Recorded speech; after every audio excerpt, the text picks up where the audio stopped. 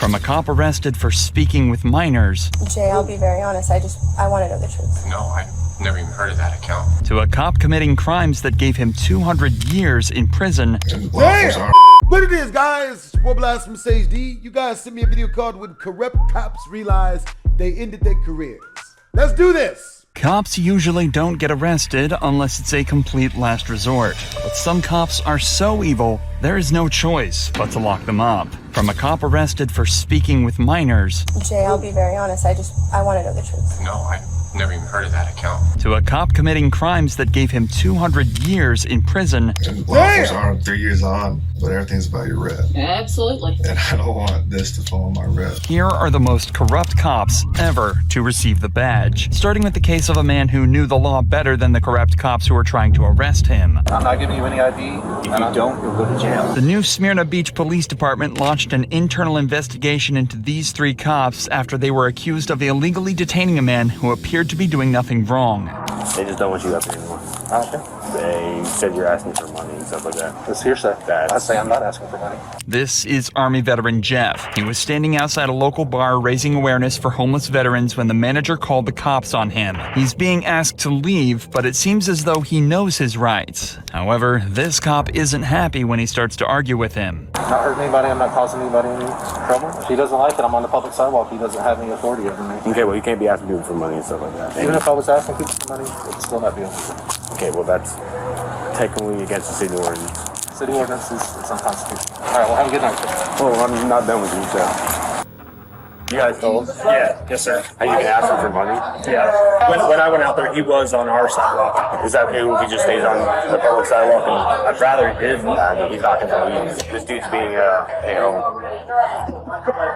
he's holding a sign saying God bless America, doesn't want to identify himself, saying he doesn't have the right to record me, stuff like that. In Florida, it's completely legal to record a cop doing their duty in a public place, as long as it's from a safe distance and doesn't obstruct the officer in any way. In fact, if you're in a situation where you feel threatened by the police, it's advisable you begin to record for your own safety. Can you just move along for me? That's all they want you to do. I'm not moving along. I put it in my heart to stand here and say this, and this is where I'm going to stand. Okay. I'm not answering any further questions. I've never been on their property or anything like that. He said you were on your property. I was not on their property. He might be incorrect or misinformed about where his property line begins and ends. I've been standing right here the whole time, saying God bless the homeless veterans. I'll move along when I get finished doing what I'm doing. Jeff continues to stand his ground. That is, until more officers arrive on the scene and begin to escalate the situation. Okay, so you are on a public sidewalk. They're saying that you are asking for money. They have every right to have you move along. And since we're here because they called for you, we have to identify you. I'm not giving you any ID. If you don't, you'll go to jail. Can I reach? I got my ID. This is my ID. You want to play that game? I'm not showing you anything else. At this point, I'm invoking my right to remain silent. I'm invoking the right to have my attorney present during questions. Your attorney has nothing to do with us. Okay, your attorney has to do with court. That's not us. We have the right during an investigation to identify you.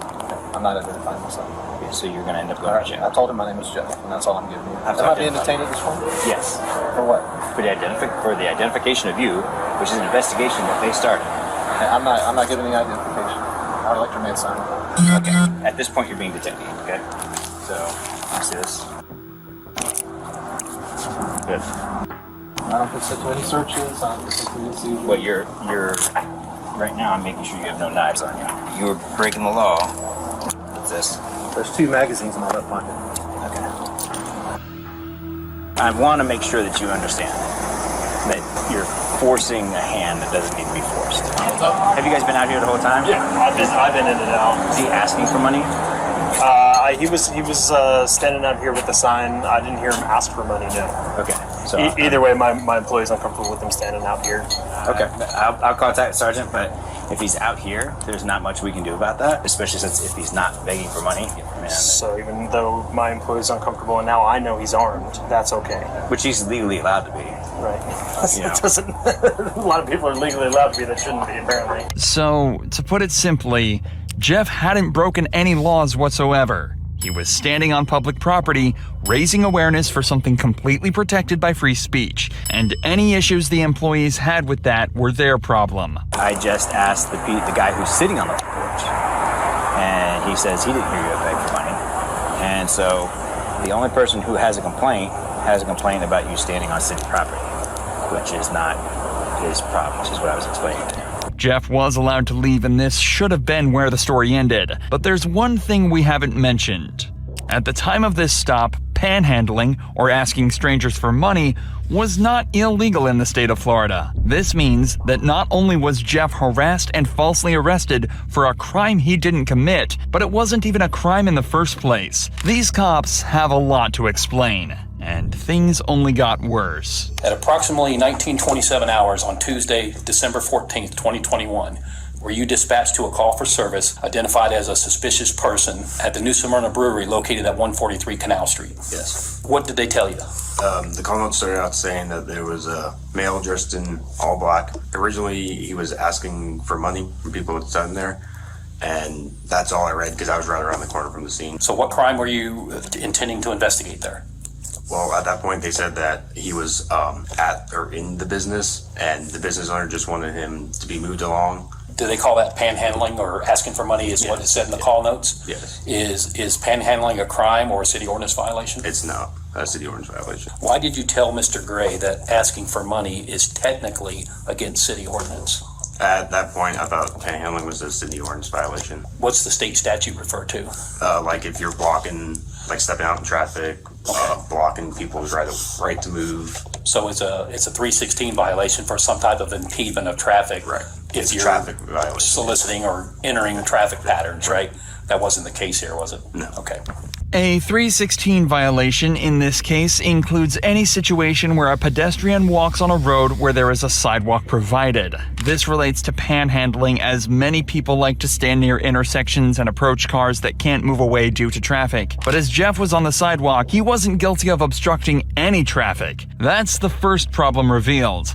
But things get even worse when this officer is asked if there was even a crime committed at all. Did you have any reasonable or articulable suspicion that Mr. Gray committed, was committing, or was about to commit a crime or a violation of city ordinance? At that point, I believed he might have, so that's why I went back out and re-engaged with him. I thought we had something maybe stirring up. So at this point, you're still thinking panhandling is a city ordinance Yes. violation, Yes. and you're acting on that assumption Yes.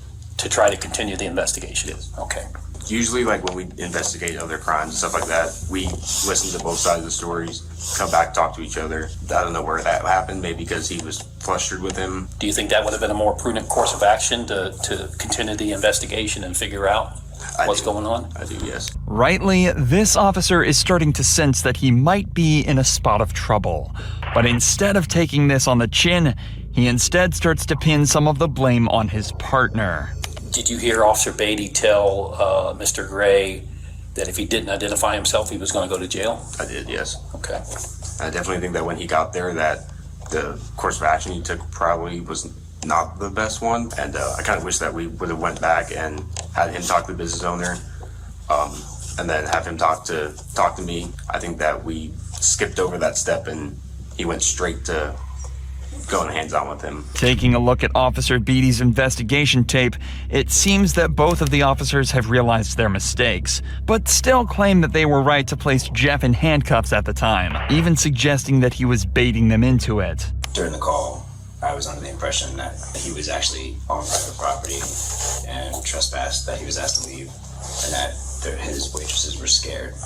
Looking back, hindsight, I could have investigated further. He was baiting.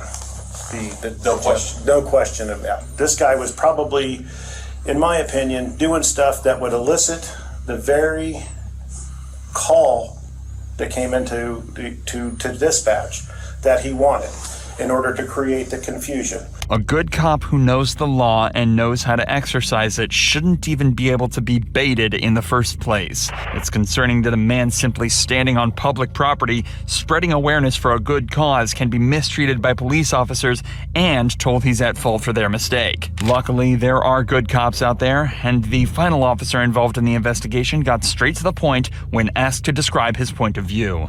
I asked Beatty why he was detained, and he told me that he was detained because he was refusing to identify himself. And I said, well, for what crime are you investigating? And he said that he was investigating panhandling. And he said it's against city ordinance. And I told him, no, it's not against city ordinance. And he said, well, it's against state statute as well. And I said, it's not against state statute. I told him, I said that from what you're telling me, it sounds like you had no legal authority to seize the gentleman or his firearm. If you don't have a crime to investigate, you can't seize the person. It's unknown what happened to these cops after the investigation, but we can only hope that they received the same treatment as the cops in Patrick Mumford's case. Patrick was just getting back home when two officers confronted him, claiming there were warrants out for his arrest. What the cops didn't realize, though, is that the warrants were for a completely different man, but this didn't seem to bother them. What's your name? I'm going to ask you one more time. We probably need to talk to you. So, what's your name? Patrick. Stand up. Turn around, put your hands in the car. What happened? Patrick is justifiably nervous here after suddenly being confronted by multiple police officers, but still manages to give the cops his name. However, they decide that they don't believe him, and instead of asking for an ID or trying to confirm his identity in any way, they immediately decide to do this instead. What I do? Man, what I do? Y'all ain't telling me what I do, man. You got a warrant. He just came back from his probation officer. I got taser. You coming out? You coming out? Hey, come out. Get your hands out now. You got 3 seconds. Hold on, man. 3 seconds. Do not reach. Get up. Put your hands on the car. Show me the warrant. Come out. 2. All right, take it. All right, move. You coming out or not? Stand back. Come out. You got a warrant. I'm not telling you again. You better get out of the car. Y'all ain't let me know what's Get out of the car. Get out of the car. Man, y'all better leave me alone. Get out of the car. Man, y'all better leave me alone, cousin. Move, Fox, move. It took just 38 seconds from the police making first contact to giving the order to tase him. According to the cops, Patrick was given numerous reasonable opportunities to comply with officers, but because of his resistance, they were left with no choice but to stun him. But even after being tased and detained, the cops still aren't finished roughing Patrick up. What's going on, man? Just off me, man. He keeps reaching for his back. Ah!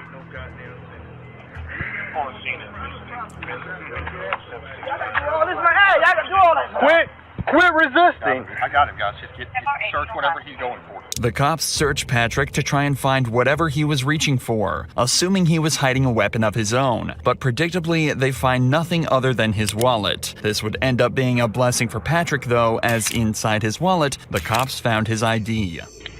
I just seen this fucking lady. Patrick Mumford. This lady not gonna tell me that I got a warrant. I just seen her. Here's the deal, dude. How long I had a warrant? I don't know if you got a warrant, because you're not who I'm looking for. But here's the deal. When we ask you for ID, because you look a lot like the person we're looking for, you give us ID. And when you start this whole fighting nonsense, dude, all you had to do is give me this. But the way you came up asked me out of nowhere. Remember, the cops never once asked for Patrick's ID during the initial interaction. In a later report, the cops also stated that they were worried he was reaching for a weapon when he was shuffling back in the car. So, do you think they would have been okay with him reaching into his back pocket for his wallet? He wasn't given any chance to correctly identify himself, but now the cop is patronizing him and saying he caught a case he didn't need to get. And above all, he's still being manhandled and forced onto the hood of their patrol vehicle. What's the guy name? Is there someone here to stay here that looks like you? Think about it. Hey, Jack. Yeah. Guess what he's looking for? Tell him. Who does he look a lot like? I don't know. He knows who it is. So who is it? Michael? He is not Michael. Okay, I know that now. Oh, they thought it was my son? Yes! Really? They don't even look nothing alike? And then besides, they didn't even have we got, they look exactly. Oh, wow. I'm looking at that picture. I mean... Don't they look alike? Wrong. Okay, are we wrong? For the record, this is the man they're looking for. It's difficult to draw even a single similarity in appearance, but the cops apparently saw so many that they were comfortable with discharging a weapon at Patrick. Patrick was initially charged with obstruction and violating probation, and was fixed to lose his job and position at college. Thankfully, though, an internal investigation was launched into the 4 officers on the scene, and it was concluded that they didn't follow proper procedure. All 4 of the officers were suspended, and Patrick was awarded with a settlement of $100,000. Being arrested because of mistaken identity is harrowing enough, but being arrested because of the color of your skin must be terrifying, especially when a cop wants to play games. On July 15th, 2018, Montre and his friend were pulled over by the police. The stop started out normal, but quickly evolved into a perfect display of how cops will try to force you into a false confession through corruption and, in this case, racism. What's going on, guys? Not much. How you doing, officer? Is this your car? Well, it's a rental right now. My car's in the shop. Okay. Did something break down? Yes, sir. Gotcha. You guys just came from over at the park, right? Yeah, we're just hanging out. That's it? Is this your car? I just told you my car's in the shop, officer. This is a rental. Okay. How do you start it? What do you mean? I just put my foot on the brake and I put it in drive and I drive, officer. At first, this may seem like a harmless question, but asking the driver, Montre Little, how to start the car essentially implies that the cop thinks he stole it. If Montre was unfamiliar with the vehicle, he would have likely struggled to remember how to start it. And if he fumbled around a little before remembering, it could imply he was under the influence. But Montre kept his composure and passes this first test totally fine. The cop, however, still isn't impressed and decides to take things further by tricking Montre into giving his property over. So it's your car, though? Did they give you a fob or something? My car, officer. Did they give you a key fob or something? Or? Yes, sir. Officer. Like, what does it do? Does it? You see, this should let you know that it's in. Okay. Do you have any weapons on you or in the car? No, officer. Okay, can I be honest with you? It smells like marijuana in the car, and I can see shake on the ground. Your buddy's giving me the idea that maybe he's got a gun. You know what I mean? Like, that's what I think. How? I don't know. Just the way. I mean, just the way you're holding yourself, man. Like, that's why we're nervous, man. That's it. Not only did the officer mislead Montre into giving the keys over, but he's also suddenly decided he can smell marijuana in the vehicle and based purely on a hunch that the passenger is hiding a weapon. Both of these things, especially the marijuana smell, are often used as a reason to search the vehicle, bypassing the need for consent by the property owner. The speed and order in which the officer works here is extremely suspicious. Confiscating the keys without even mentioning it implies that he already decided he was going to search the vehicle and that he was trying to make Montre feel helpless or even threatened. Emotions you can clearly see on his face as they're stolen from him. Go ahead and step out, Montre. Yep, I just told you why. 3 times. You want me to recap again? I mean, I told you I'm a cop. Face the car when you step out. Face the car when you step out. Face the car when you step out. Don't flex. Don't flex. I don't know what you're doing, man, but you need to knock that off. Stop pulling on your arms. What's going on, dude? Where are you trying to go? What are you doing, dude? Officer, I'm not doing nothing to you. Well, you're making me think something funny's going on, man. Okay, so slide over here. I mean, your heart is thumping, dude. Like, you're beating. Officer, don't, please. Everything the cop has done and said so far is textbook in terms of corruption. This is obviously a serious event for Montre, but the cop is deliberately trying to be lighthearted and jovial about the whole thing, using words such as funny and silly to purposefully seem condescending. He also mentions that Montre's heart is beating fast and that he seems nervous. Another classic observation that appears time and time again in these cases. Think back to the stop of Marion Humphrey, whose truck was searched for the sole reason that he seemed nervous. Innocent civilians such as Montre will always feel anxious or even angry in this situation, and it's an easy observation for cops to make to detain them and obtain probable cause, which is exactly what the cop did.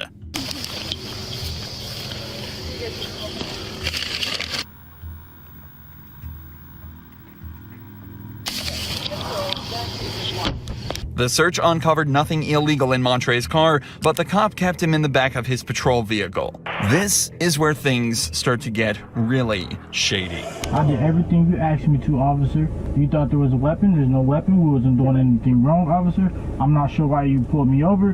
That's your rental. Everything is fine. There was no breaking taillight or nothing, officer. I did nothing wrong with you.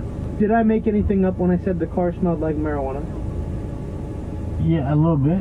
A little bit. Hold on. Because there was nobody smoking in the car. Is there marijuana shake on the floor of the car? Officer, that was cigarette ash, okay? You didn't find no marijuana. I'm not charging you with marijuana. But here's what. If you want me to be real with you, like, I want you to be real with me for a second. Like, did I make that up? I believe so, officer. Okay, so you want me to just write you the ticket for the stuff that I have to write you tickets for? If you think that I'm lying, like, then we'll go to court and we'll talk about it then. Okay. Or do you want to just be real with me and I'll be real with you? Wow, Austin. Montre is being aggressively backed into a corner. The cop obviously knows that he's done something wrong. He's only trying to get Montre to forget about it and move past it without further incident. When he doesn't, the cop threatens him by saying he'll write up the ticket and he'll have to take it to court, where it'll essentially be Montre versus the world. It's also important to remember that cops are allowed to lie and use deceptive tactics to extract a confession. If Montre had told him that he didn't make up the smell, then in a weird, twisted way, he essentially just admitted to possessing illegal drugs. Luckily, Montre maintained his story and was reluctantly let go by the cops. Just days later, Montre sued the city and after a year of fighting, reached a settlement of $75,000 based on an unlawful traffic stop and warrantless search. The cop was removed from patrol duty, but not fired, despite leading one of the most callous displays of corruption ever caught on camera. But the police are extremely good at one-upping themselves when it comes to corruption. Take, for example, the time when 2 Californian cops essentially kidnapped a man eating lunch in his own car. What's going on? You live around here? Hey, don't touch, bro. Relax. Hey, you match the description of somebody, okay, that just committed a burglary in the area.